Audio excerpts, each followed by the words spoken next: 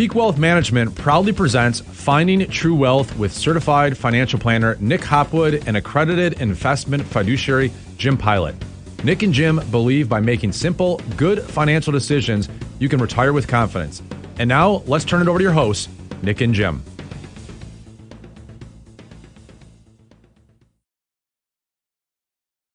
Welcome everyone to episode 144 of the podcast, which we're still searching for a name. I'm Nick. We kind of teased the unveiling at the next one, though. So, well, you do have to trust the plan. When you make a plan, you have to trust the plan. That is a good point. Yeah. I'm Nick, and I'm Jim, and I'm Preston. Welcome to the podcast, Preston. Thanks. Good to have you here. Make sure you speak into the microphone. Okay. All right. Hey, over the weekend, we had the first college football game, week 0. Yeah. They call it. Played in Ireland, which is kind of neat. Northwestern and Nebraska, and I love it when Nebraska loses tight games. I don't know. I do know why. In fact, I'll share.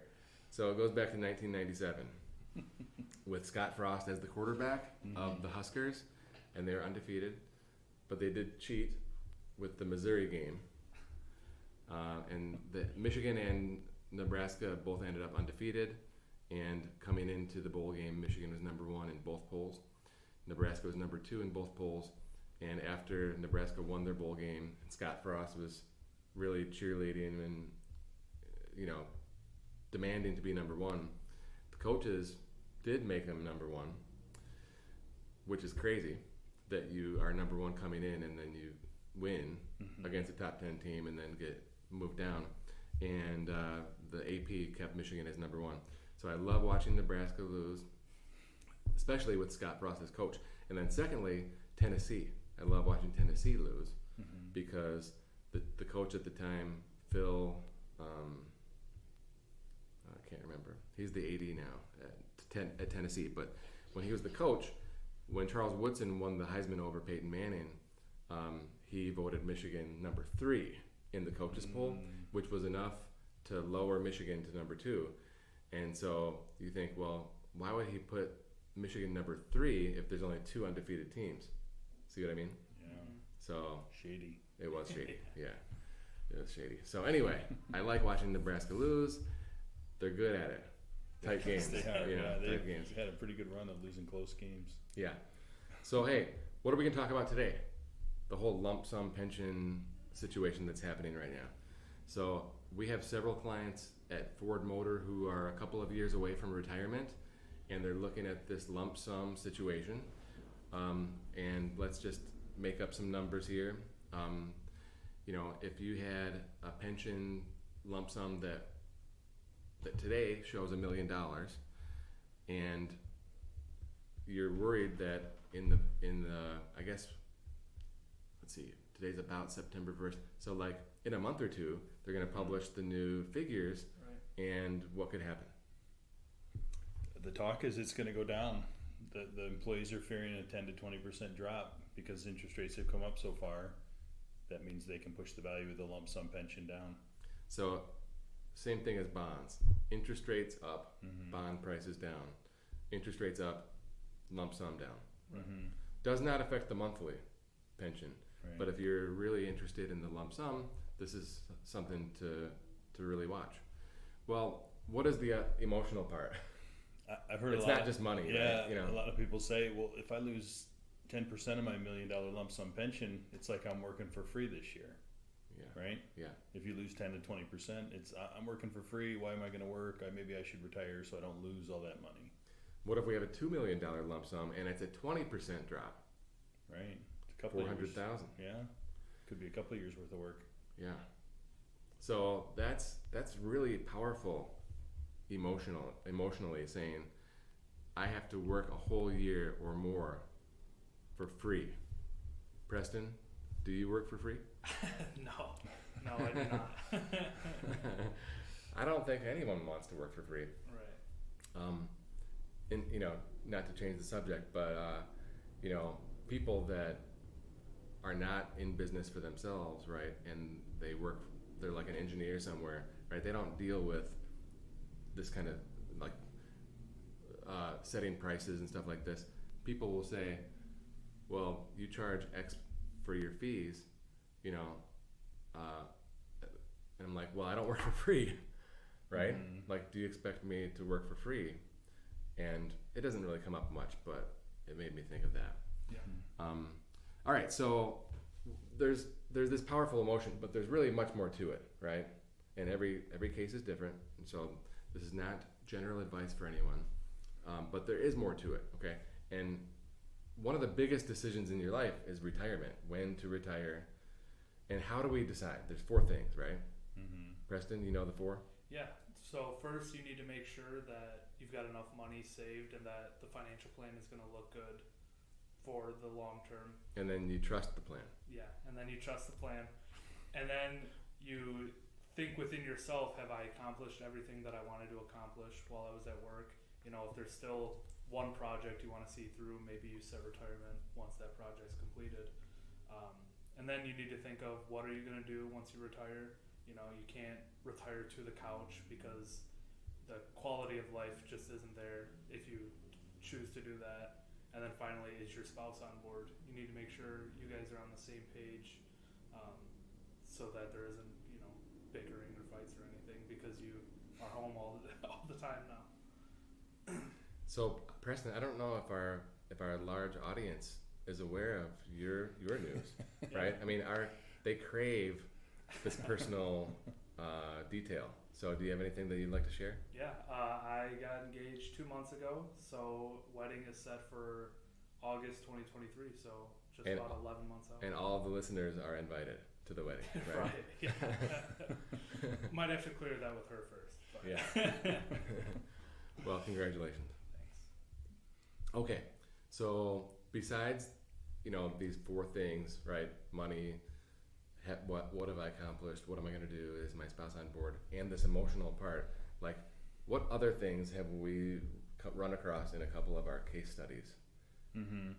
Yeah, I mean, because it's not as black and white as it seems, right? Because Exactly. if you think, well, I'm gonna take a $200,000 cut on my lump sum, that's what I was gonna make. It's not that easy, right? Because I mean, there's that many more years of work. There's that many more years that we don't have to draw out of retirement accounts. There's that many more years that we can put money into the 401. There's that many, you know, another year that we get the match. It's another year that we can make a HSA contribution. It's another, right? We can just keep going on and on about all these things.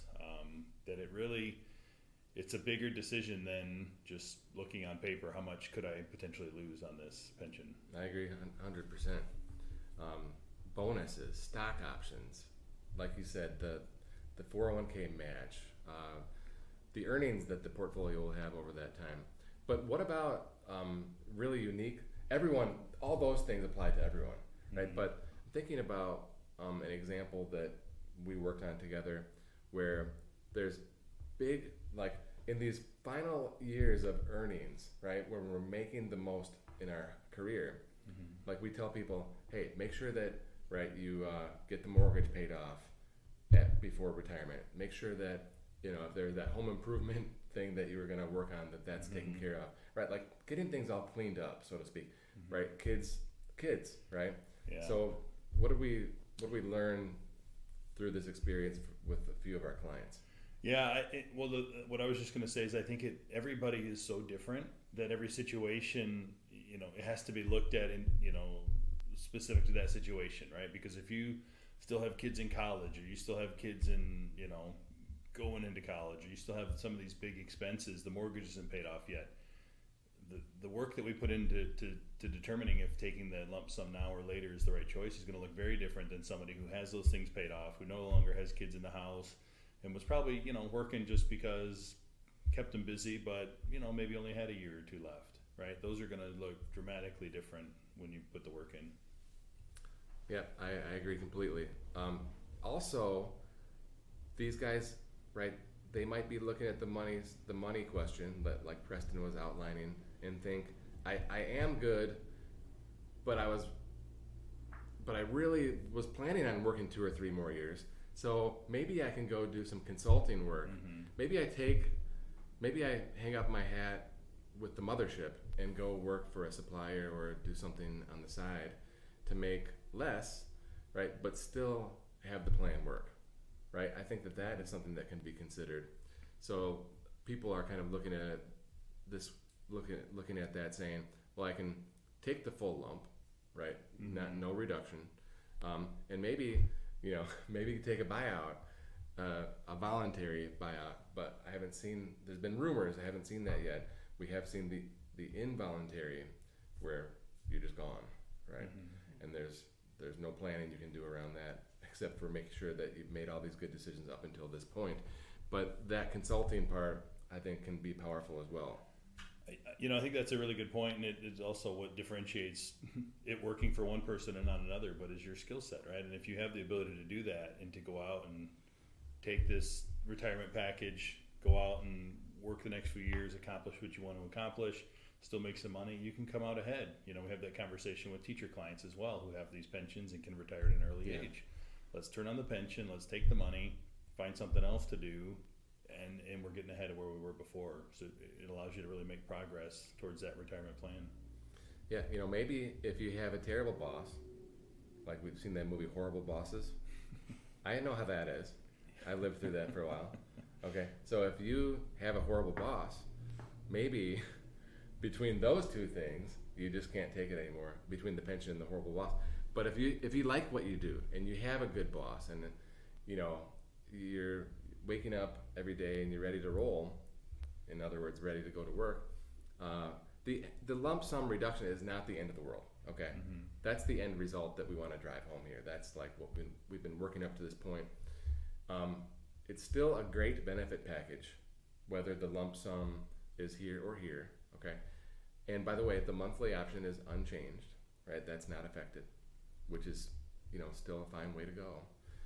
By the way, when you do the lump sum, right, you're transferring the risk from the pension fund, the insurance company, ultimately onto your own shoulders. So you should have a good investment plan and be able and willing to take some risk, right, to ultimately try to achieve more than the rate of return of the monthly pension. And if that all works out, then you have the whole beneficiary option, where with the monthly, right, it stops with the spouse at the second death. But if you do the lump and everything works as planned, then your kids would ultimately inherit that IRA. So anyway, I think we're wrapping it up here. The lump sum reduction is not the end of the world. Oh, and one more thought, right? Preston, we were talking about this. Like, what about 2 years from now or 3 years from now, right? The rates have gone up, but they're already talking about the Fed in 23 maybe lowering rates. It's speculation, okay? But then what would happen to the lump sum? Right, it's the exact opposite. Today, rates went up, so lump went down. But if the Fed lowers rates, lump goes right back up. Potentially. Yeah. Potentially. Yeah. So then we want to have the long game in mind. It could just be all this anxiety for nothing.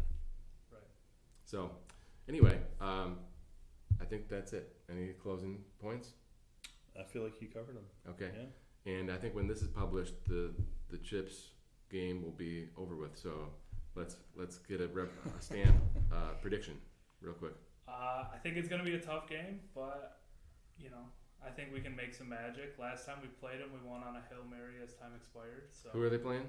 Oklahoma State. And they're ranked. They are ranked, yeah. They were nearly in the CFP last year. Yeah, they had a good run last year. Yeah. Okay. So you're gonna predict? I think it'll be a tight game. I think the Chips will pull it out. All right. Take the money line. You heard it from Preston. Yeah. All right, guys. Don't forget to smash the like button and the subscribe button. Is it the bell? Ring the bell. Ring the bell. Yeah. Okay. Ring the bell, and then you'll get notified, right, Ashley? You get notified when Ashley uploads it. So don't want to miss anything, and we're gonna trust the plan on that. Okay. Thanks, guys.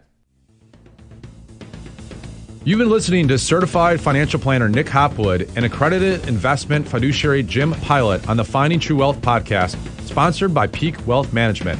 You can learn more about Peak Wealth Management by visiting peakwm.com or follow on Twitter at nhopwood1.